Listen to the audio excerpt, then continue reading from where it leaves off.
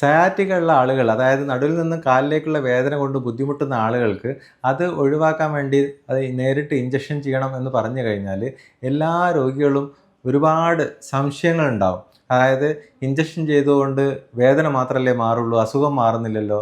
അതുപോലെ തന്നെ ഒരിക്കലും ഇഞ്ചക്ഷൻ ചെയ്താൽ പിന്നെയും എപ്പം വേദന വന്നാലും വീണ്ടും ഇഞ്ചക്ഷൻ ചെയ്യേണ്ടി വരും. അല്ലെങ്കിൽ ഇഞ്ചക്ഷൻ ചെയ്താൽ ഒരുപാട് സൈഡ് ഇഫക്റ്റ് ഉണ്ടാകും, തടി വെക്കും, അല്ലെങ്കിൽ മറ്റുള്ള സ്റ്റിറോയിഡിൻ്റെ സൈഡ് ഇഫക്റ്റ് ഉണ്ടാകും എന്നിങ്ങനെ ഒരുപാട് സംശയങ്ങളുണ്ടാവും. അപ്പോൾ ഇതിൽ പലതും ശരിക്ക് തെറ്റിദ്ധാരണകളാണ്. അപ്പോൾ നമുക്ക് എന്താണ് ശരിക്കും സയാറ്റിക്കയ്ക്കുള്ള ഇഞ്ചക്ഷനെ കുറിച്ച് നമുക്കൊന്ന് സംസാരിക്കാം. എന്താണ് ശരിക്കും കൊടുക്കുന്നത് എന്നുള്ള കാര്യങ്ങൾ, അതിൻ്റെ പ്രശ്നങ്ങൾ എന്താണ്, ശരിക്കുള്ള അതിൻ്റെ അഡ്വാൻറ്റേജ് എന്താണ്, അല്ലെ ഈ കാര്യങ്ങളെല്ലാം ഒന്ന് ഡിസ്കസ് ചെയ്യാം. ഞാൻ doctor Nishad, consultant pain physician, cortex spine and pain care, Kozhikode.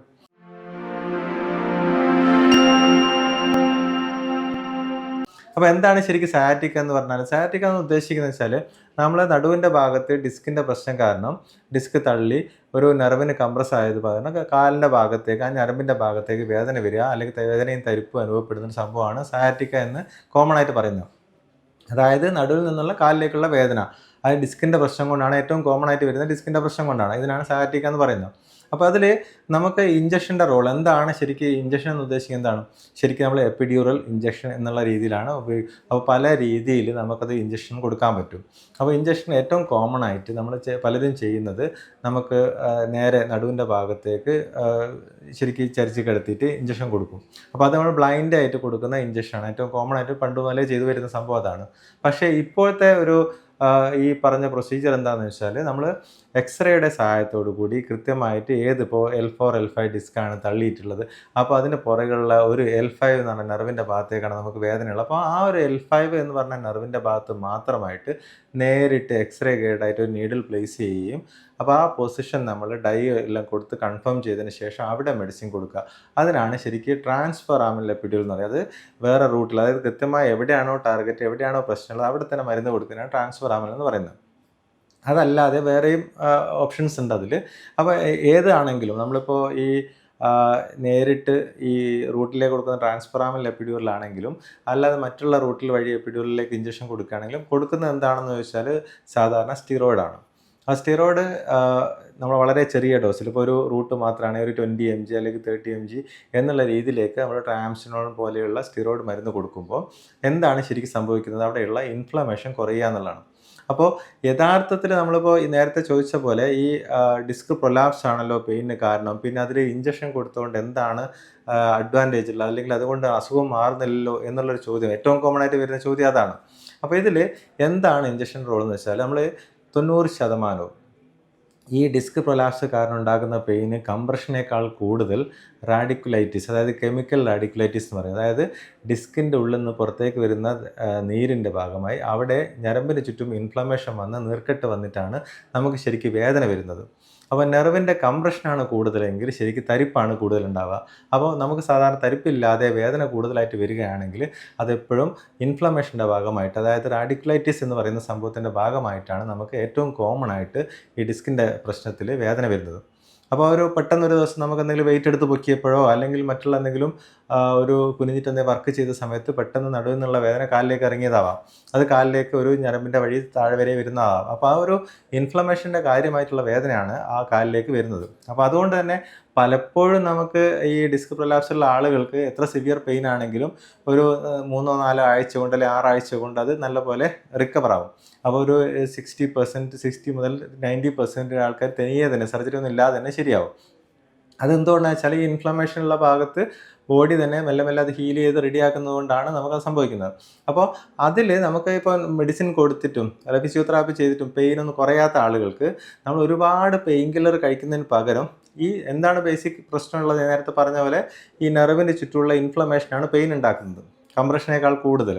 അപ്പോൾ ആ ഇൻഫ്ലമേഷൻ കുറയാൻ നമുക്ക് എന്ത് ചെയ്യണം? അവിടെ ആൻറ്റി ഇൻഫ്ലമേറ്ററി, അതായത് ഇൻഫ്ലമേഷൻ കുറയ്ക്കാനുള്ള, നീർക്കെട്ട് കുറയ്ക്കാനുള്ള മരുന്ന് കൃത്യമായിട്ട് അവിടെ തന്നെ കൊടുക്കുക. അതാണ് ഈ ടാർഗറ്റഡ് ആയിട്ട് നമ്മൾ ട്രാൻസ്ഫറാമിൽ എപ്പിഡ്യൂൾ എന്നൊക്കെ പറഞ്ഞ ഈ ഇഞ്ചക്ഷൻ ട്രീറ്റ്മെൻറ്റിൻ്റെ പ്രത്യേകത അതാണ്. അത് നേരിട്ട് ടാർഗറ്റഡ് അവിടെ തന്നെ കൊടുക്കും. അപ്പോൾ എന്താണ്, എവിടെയാണോ ഇൻഫ്ലമേഷൻ ഉള്ളത്, എവിടെയാണോ നീർക്കെട്ടുള്ളത് അവിടെ കൃത്യമായിട്ട് മരുന്ന് എത്തും. വളരെ ചെറിയ ഡോസിൽ മരുന്ന് കൊടുത്താൽ മതി. നമ്മളിപ്പോൾ ഒരു ടാബ്ലറ്റ് ആയിട്ട് കഴിക്കുകയാണെങ്കിൽ നീർക്കെട്ട് പോകാനുള്ള ടാബ്ലറ്റ് കഴിച്ചാൽ പോരെ എന്നുള്ള ചോദ്യം ഉണ്ടാവും. അപ്പോൾ നീർക്കെട്ട് പോകാനുള്ള ടാബ്ലറ്റ് ആയിട്ട് കഴിക്കുമ്പോൾ അത് ശരീരം മൊത്തത്തിൽ കറങ്ങി വളരെ ചെറിയൊരു അംശം മാത്രമേ അസുഖത്തിലെത്തുള്ളൂ. അപ്പോൾ അത് ശരീരത്തിൻ്റെ മറ്റുള്ള ഭാഗങ്ങൾ, അസുഖമില്ലാത്ത ഭാഗങ്ങളിലാണ് കൂടുതലായിട്ട് പോകുന്നത്. അപ്പോൾ അത് ശരീരത്തിന് ശരിക്കും കൂടുതൽ സൈഡ് എഫക്റ്റ് ഉണ്ടാക്കും. നമ്മൾ ഇഞ്ചക്ഷനായിട്ട് കൊടുക്കുമ്പോൾ വളരെ ചെറിയ ഡോസിൽ അസുഖമുള്ളടുത്ത് മാത്രം ഉള്ള സ്ഥലത്ത് മാത്രമായിട്ട് കൊടുക്കാൻ പറ്റും. അപ്പോൾ അതിൻ്റെ സൈഡ് എഫക്റ്റും ഡോസും കുറയും. അതാണ് ഒരു അഡ്വാൻറ്റേജ് ഉള്ളത്. അപ്പോൾ നേരിട്ട് ടാർഗറ്റഡ് ആയിട്ടുള്ള ട്രീറ്റ്മെൻറ്റ് കിട്ടും. എവിടെയാണോ അസുഖമുള്ളത് അവിടെ സ്ഥലത്ത് തന്നെ മരുന്ന് എത്തും എന്നുള്ളതാണ് ഈ ഒരു പ്രൊസീജിയറിൻ്റെ അല്ലെങ്കിൽ ഈ പറഞ്ഞ സംഭവത്തിൻ്റെ ഏറ്റവും പ്രധാനപ്പെട്ട അഡ്വാൻറ്റേജ് അതാണ്. അപ്പോൾ അത് ജസ്റ്റ് അസുഖത്തിന് ഈ എന്താ പറയുക പെയിനിന് വേണ്ടി മാത്രമുള്ള ഒരു ഇഞ്ചക്ഷൻ അല്ല. അതിന് പകരം ഒരു അസുഖത്തിന് അവിടെയുള്ള ഇൻഫ്ലമേഷൻ അല്ലെങ്കിൽ റാഡിക്കുലൈറ്റിസ് എന്ന സംഭവം സെറ്റിൽ ചെയ്യാനുള്ളതാണ്. അപ്പോൾ ഒരു 3 മാസത്തിൽ താഴെ ഈ ഡിസ്കിൻ്റെ പ്രശ്നം കൊണ്ട് കാലിലേക്ക് വേദനയുള്ള ആളുകളാണെങ്കിൽ, സയാറ്റിക്ക 3 മാസത്തിൽ കുറവുള്ള ആളുകളാണെങ്കിൽ അതിൻ്റെ ഫസ്റ്റ് ഓപ്ഷനായിട്ട്, അതായത് മെഡിസിനിൽ മാറാത്ത ആളുകൾക്ക് ഫസ്റ്റ് ഓപ്ഷനായിട്ട് നമുക്ക് എടുക്കാൻ പറ്റുന്ന ട്രീറ്റ്മെൻറ്റാണ്. സർജറിക്ക് പോകുന്നതിന് മുന്നേ ആയിട്ട് തീർച്ചയായും നമുക്ക് എടുക്കാം. കാരണം എന്ന് വെച്ചാൽ ഇൻഫ്ലമേഷൻ, ഈ റാഡിക്കുലൈറ്റിസ് ആണ് പ്രശ്നമെങ്കിൽ, കംപ്രഷൻ അല്ല പ്രശ്നമെങ്കിൽ നമുക്ക് ഈ ഒരു പ്രൊസീജിയർ കൊണ്ട് തന്നെ അത് പൂർണ്ണമായിട്ട് റിസോൾവ് ചെയ്യും. അതാണ് ഇതിൻ്റെ അഡ്വാൻറ്റേജ്. അപ്പോൾ പിന്നെ രണ്ടാമത്തെ ചോദ്യം വെച്ചാൽ ഇത് ഇഞ്ചക്ഷൻ ചെയ്ത് കഴിഞ്ഞാൽ പിന്നെ ആൾക്കാർക്ക് വേദന വരുന്നുണ്ടല്ലോ. അപ്പോൾ അതാണ് നമ്മൾ ഇപ്പോൾ എല്ലാവർക്കും ഇത് കംപ്ലീറ്റ് പൂർണ്ണമായിട്ട് മാറുന്നില്ലല്ലോ എന്നുള്ള ചോദ്യം വരും. അവിടെയാണ് ഇൻഫ്ലമേഷൻ അല്ലാതെ, അതായത് നീർക്കെട്ട് മാത്രമല്ലാതെ ഈ ഡിസ്കിൻ്റെ കംപ്രഷൻ കൂടി ഉണ്ടാകുന്നൊരു പ്രശ്നമാണ്. അതായത് നമുക്ക് ഇൻഫ്ലമേഷൻ കുറഞ്ഞു, പക്ഷേ പിന്നെയും അവർ കുറച്ച് കഴിഞ്ഞപ്പോൾ ആ കംപ്രഷൻ അല്ലെങ്കിൽ ഡിസ്ക് തള്ളി അവിടെ ഉള്ളതുകൊണ്ട് പിന്നെയും വരുന്നൊരു സംഭവം. അപ്പോൾ അത് കോമൺ ആയിട്ട് വരുന്നത് എങ്ങനെയാണെന്ന് വെച്ചാൽ, നമ്മളിപ്പോൾ ഈ ഇഞ്ചക്ഷൻ കൊടുക്കുന്ന, ഫോർ എക്സാമ്പിൾ നേരത്തെ ഞാൻ പറഞ്ഞു 3 മാസത്തിൽ താഴെയുള്ളവർക്ക് പകരം ഒരു 2 കൊല്ലമായിട്ട് നടുവേദനയും കാലുവേദനയുള്ള ആളുകൾക്ക് നമ്മൾ ഈ പ്രൊസീജിയർ ചെയ്ത് കഴിഞ്ഞാൽ പൊതുവേ ഈ ഒരു പ്രശ്നം വരും. അതായത് കുറച്ച് മാസങ്ങളിൽ അവർക്ക് സുഖം ഉണ്ടാവും, പക്ഷേ പിന്നെയും വരാനുള്ള സാധ്യത കൂടുതലാണ്. കാരണം ഓൾറെഡി ബോഡിക്ക് അത് റിപ്പയർ ചെയ്യാനുള്ള സമയം കഴിഞ്ഞു. നമ്മൾ 3 മാസത്തിൽ കൂടുതൽ കഴിഞ്ഞ് കഴിഞ്ഞാൽ ബോഡി റിപ്പയർ ചെയ്യാനുള്ള സമയം കഴിഞ്ഞു. അപ്പോൾ ആ ഡിസ്കിൻ്റെ പ്രശ്നങ്ങൾ അവിടെ നിലനിൽക്കുന്ന ആളുകൾക്ക് നമ്മൾ വീണ്ടും ഇഞ്ചക്ഷൻ കൊടുത്തു കഴിഞ്ഞാൽ നമുക്ക് കുറച്ച് കാലത്തേക്ക് സമാധാനം ഉണ്ടാവും. അത് കഴിഞ്ഞാൽ പിന്നെ തിരിച്ചു വരാനുള്ള സാധ്യത കൂടുതലാണ്. പക്ഷേ അക്യൂട്ട് റാഡിക്കുലർ, അതായത് 3 മാസത്തിൽ താഴെയുള്ള ആളുകൾക്കാണെങ്കിൽ അത് പലപ്പോഴും അത് റിസോൾവ് ചെയ്യുന്ന ഒരവസ്ഥയിലേക്ക് വരും. പിന്നെ അതുകൊണ്ട് നമുക്ക് ഈ ഇഞ്ചക്ഷൻ കൊടുക്കുന്നത് കൊണ്ട് പിന്നെ വേറെ എന്താണ് പ്രശ്നമുള്ളത്? വേറെ സൈഡ് എഫക്റ്റ് ആണ്. അടുത്ത ക്വസ്റ്റ്യൻ വരിക വെച്ചാൽ ഈ ചെയ്യുന്ന ഭയങ്കര സൈഡ് എഫക്റ്റ് അല്ലേ എന്നുള്ളത്. അത് തടി വെക്കുക, സ്റ്റിറോയിഡ് അല്ലേ, തടി വെക്കില്ലേ? അപ്പോൾ സ്റ്റിറോയിഡ് എന്ന് പറഞ്ഞ സംഭവം മരുന്ന് എന്ന് പറഞ്ഞാൽ നമ്മൾ വളരെ കേട്ടുപരിചയമുള്ള സംഭവമാണ്. പല വാദസംബന്ധമായ പല അസുഖങ്ങളിലും കൊടുക്കുന്ന മെഡിസിനാണ്. അപ്പോൾ അതിന് ഒരുപാട് സൈഡ് എഫക്റ്റ് ഉണ്ട്. അപ്പോൾ സ്റ്റിറോയിഡിൻ്റെ സൈഡ് എഫക്ട്സ് എന്ന് പറഞ്ഞാൽ നമുക്ക് തടി വെക്കുക, ഷുഗർ കൂടുക, അതുപോലെ തന്നെ എല്ലിൻ്റെ ബലം കുറയുക, മെൻസസിലെ പ്രശ്നങ്ങൾ ഉണ്ടാവുക, അങ്ങനെ ഒരുപാട് പ്രശ്നങ്ങൾ ഈ സ്റ്റിറോയിഡിൻ്റെ സൈഡ് എഫക്റ്റ് ആയിട്ടുണ്ട്. അത് എപ്പോഴാണ് കൂടുതൽ വരിക എന്ന് വെച്ചാൽ നമ്മൾ തുടർച്ചയായിട്ട് ഒരുപാട് കാലം സ്റ്റിറോയിഡ് എടുക്കുന്ന ആളുകൾ, ഇപ്പോൾ ഈ ഏറ്റവും കോമൺ ആയിട്ട് കാണുന്ന വാദസംബന്ധമായ അസുഖങ്ങൾക്ക് കണ്ടിന്യൂസ് ആയിട്ട് സ്റ്റിറോയിഡ് ടാബ്ലറ്റ് എടുക്കുന്ന ആളുകളോ അല്ലെങ്കിൽ ഇടയ്ക്കിടയ്ക്ക് ഒരുപാട് പ്രാവശ്യമായിട്ട് സ്റ്റിറോയിഡ് ഇഞ്ചക്ഷൻ എടുക്കുന്ന ആളുകൾക്കാണ് ഇത്തരത്തിലുള്ള സൈഡ് എഫക്റ്റ് കാണുക. പക്ഷേ ഇത് നമ്മൾ ഒരു വൺ ടൈം പ്രൊസീജിയറാണ്. അത് വളരെ ചെറിയ ഡോസിലുള്ള സ്റ്റിറോയിഡ് കൊടുക്കുന്ന സമയത്ത് ഇത്തരത്തിലുള്ള സൈഡ് എഫക്റ്റ് കാണാനില്ല. പിന്നെ ഷുഗർ ഉള്ള ആളുകൾക്ക്, ഷുഗർ ഓൾറെഡി ഉള്ള ആളുകൾക്കാണെങ്കിൽ ഷുഗർ കുറച്ചൊന്ന് കൂടും. അത് സാധാരണ നമ്മൾ പ്രതീക്ഷിക്കുന്നതാണ്. അത് സാധാരണ 1-2 ആഴ്ച കൊണ്ട് അത് സെറ്റിലാവുകയും ചെയ്യും. അപ്പോൾ ഈ ഇഞ്ചക്ഷൻ ചെയ്യുന്നതിന് മുന്നേ ആയിട്ട് നമ്മൾ ഷുഗർ ചെക്ക് ചെയ്യും. ഷുഗർ കൺട്രോൾ ചെയ്തിട്ടുണ്ടെന്ന് ഉറപ്പ് വരുത്തിയതിന് ശേഷം മാത്രമേ ചെയ്യാൻ പാടുള്ളൂ.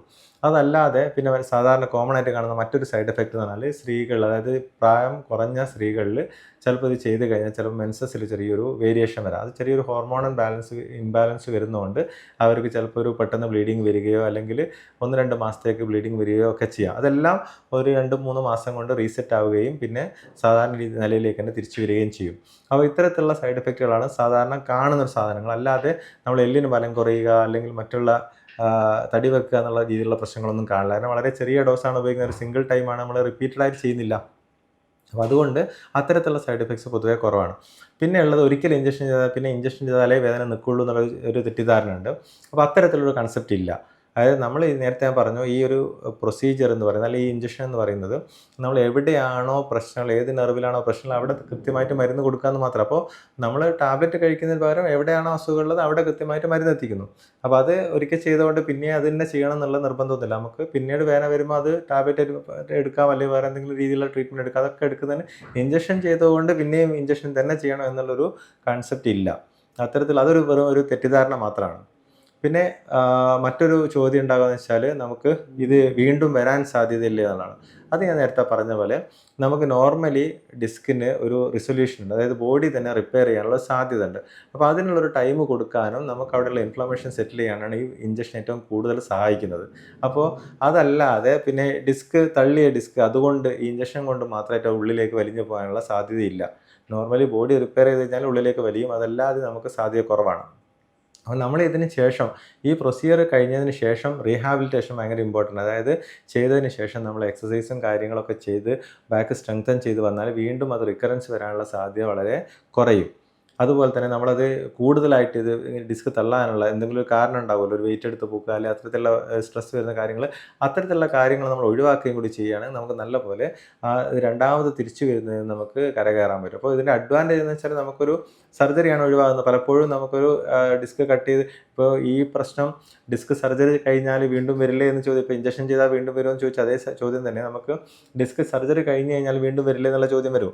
അപ്പോൾ അതും ഇതേപോലെ തന്നെയാണ്, വീണ്ടും വരാൻ സാധ്യതയുണ്ട്. ഇപ്പോൾ ഡിസ്കിന് സർജറി ചെയ്ത ആളുകൾക്ക് കുറച്ച് കഴിഞ്ഞിട്ട് ഒരു വെയിറ്റ് എടുത്ത് പൊക്കി കഴിഞ്ഞാൽ പിന്നെയും രണ്ടാമത് വരാനുള്ള സാധ്യത എപ്പോഴും ഉണ്ട്.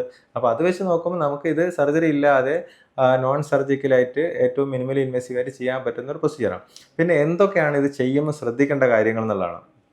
ഞാൻ നേരത്തെ പറഞ്ഞു, നമ്മൾ ഏറ്റവും പ്രധാനം ഈ പ്രൊസീജിയർ ചെയ്യുന്നത് നമ്മൾ ഇമേജ് ഗൈഡഡ് ആയിട്ടിരിക്കുക എന്നുള്ളത്. അതായത് എക്സ്റേയുടെ സഹായത്തോടു കൂടി കൃത്യമായിട്ട് ടാർഗറ്റ് കണ്ടുപിടിച്ച് അത് ചെയ്യുമ്പോഴാണ് ആ മെഡിസിൻ നമുക്ക് അസുഖമുള്ള അടുത്ത ഭാഗത്ത് കൃത്യമായിട്ട് എത്തുന്നത്. നമ്മളിപ്പോൾ ബ്ലൈൻഡായിട്ട് കോട്ടി പിടിച്ച് നമ്മൾ ഇഞ്ചക്ഷൻ കൊടുക്കുകയാണെങ്കിൽ ചിലപ്പോൾ പലപ്പോഴും അതിൻ്റെ മെഡിസിൻ്റെ പല ഭാഗങ്ങളും പുറത്തേക്ക് എത്താനുള്ള സാധ്യതയുണ്ട്. അപ്പോൾ പ്രശ്നങ്ങൾ വരാൻ സാധ്യത കൂടുതലാണ്. അപ്പോൾ ഇത് ഏറ്റവും പ്രധാനം നമുക്ക് ഇമേജ് ഗൈഡായിട്ട് ചെയ്യണം എന്നുള്ളതാണ്. രണ്ടാമത്തെ കാര്യം എന്ന് വെച്ചാൽ നമ്മൾ ചെയ്യുന്നത് കൃത്യമായിട്ട് നോക്കിയിട്ട്, അതായത് ഇപ്പോൾ ഒരാൾക്ക് ഓൾറെഡി ഈ ഡിസ്ക് തള്ളിയിട്ട് കാലിന് വീക്ക്നെസ് ഉണ്ട്, അല്ലെങ്കിൽ ഈ വയറ്റുന്ന് പോകാനും മൂത്രമൊഴിക്കാനുള്ള പ്രശ്നങ്ങളൊക്കെ ഉള്ള ആളുകൾക്ക്, അതായത് റെഡ് ഫ്ലാഗ്സ് എന്ന് പറയും, അതായത് ബാക്ക് പെയിനിൽ പ്രശ്നം ഉണ്ടാക്കുന്ന ബാക്ക് പെയിൻ ആണ്, അതൊക്കെ ഇമീഡിയറ്റ് ആയിട്ട് സർജറി വേണ്ട കാര്യങ്ങൾ. അപ്പോൾ അത്തരമുള്ള ആൾക്കാർക്ക് ഇങ്ങനത്തെ ട്രീറ്റ്മെൻറ്റിലേക്ക് ഒരിക്കലും പോകാൻ പാടില്ല. അത് നമ്മളെപ്പോഴും ഈ ചെയ്യുന്നതിന് മുന്നേ അറിഞ്ഞിരിക്കണം. മൂന്നാമത് ഓൾറെഡി പല അസുഖങ്ങളുള്ള ആളുകൾ, അതായത് ഇപ്പോൾ ഓൾറെഡി ഷുഗർ ഉള്ള ആളാണ്, അപ്പോൾ ഷുഗർ കൺട്രോൾ ചെയ്തിട്ട് മാത്രമേ ചെയ്യാൻ പാടുള്ളൂ. ഷുഗർ കൂടുതലുള്ള ആൾക്കാർക്ക് ഷുഗർ കൺട്രോൾ ചെയ്യാൻ ഒരിക്കലും ചെയ്യാൻ പാടില്ല.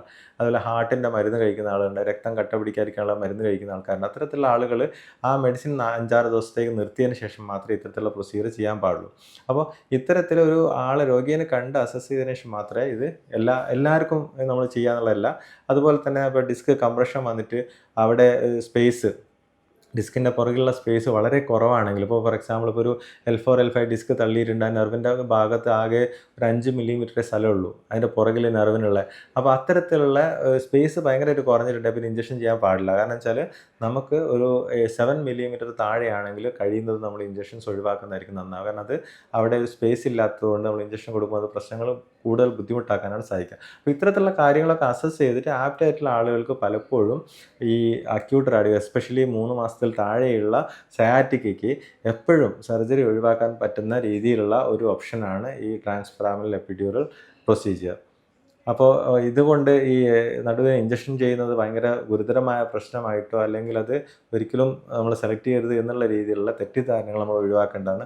പലപ്പോഴും പല ആളുകൾക്കും ഒരു സർജറി ഒഴിവാക്കാൻ സഹായിക്കുകയും അതുപോലെ തന്നെ മറ്റുള്ള കൂടുതൽ മെഡിസിൻസ്, പെയിൻ കില്ലേഴ്സും അതുപോലെ ശരീരത്തിന് ദോഷകരമായ സ്റ്റിറോയിഡ് ഓറലി, അതായത് ടാബ്ലറ്റായിട്ട് എടുക്കുന്നത് ഒഴിവാക്കാനും നമുക്ക് ചിലപ്പോൾ ഒരു പ്രൊസീജിയർ കൊണ്ട് സാധിക്കും. ഇത്തരത്തിലുള്ള മറ്റൊരു വിഷയവുമായി ഞാൻ വീണ്ടും വരാം. നന്ദി.